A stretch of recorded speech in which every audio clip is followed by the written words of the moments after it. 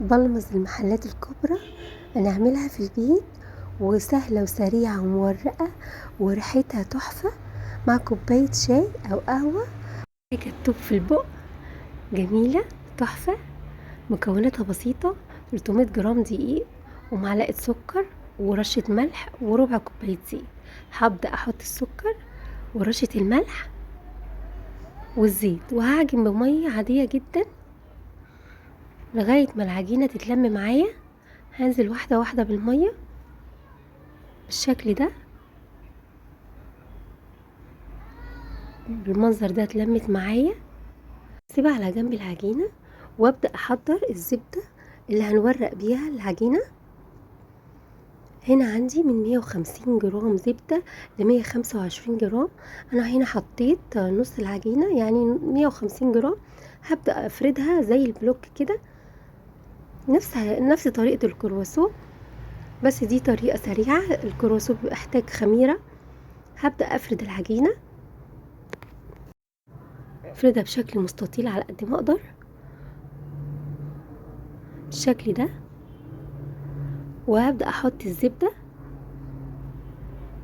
واقفل عليها العجينة بحيث ما تخرجش مني الزبدة. اقفل عليها بالشكل ده، سهلة وسريعة وبسيطة ومبتاخدش وقت.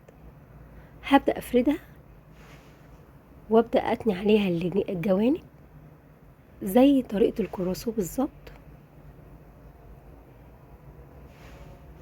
عشان تدي معانا طبقات بالشكل ده كده. دي تعتبر اول فردة. هعمل الموضوع ده 3 مرات.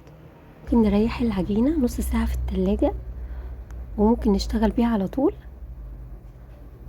انا هفردها تاني وهبدأ اطبقها وهريحها نص ساعة في التلاجة. نريح العجينة تدينا نتيجة افضل.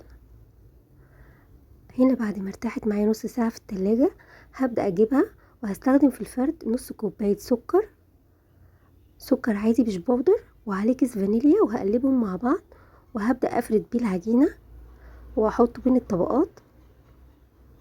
هبدأ افردها بشكل مستطيل على قد ما اقدر بالشكل ده،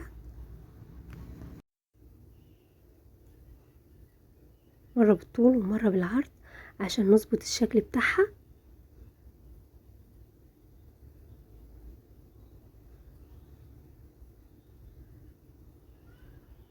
كده خلاص ظبطت معايا.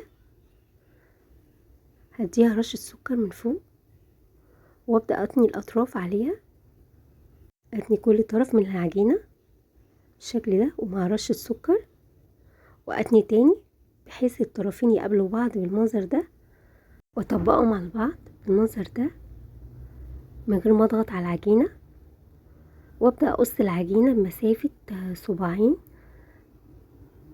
عشان يبقوا قد بعض. عجينة تحفة وريحتها جميلة ومورقة. بصوا المنظر والطبقات باينة تحفة. هقطع بقية العجينة بنفس المسافات كده من غير مسطرة ولا اي حاجة، بايدينا هنقطع تقطيع تقريبي كده. برص في صاج او صينية عليها ورقة زبدة وبكون مشغلة الفرن على 180. ده الشكل بعد التقطيع. هدخلها على الفرن لغاية ما تاخد لون حلو معانا.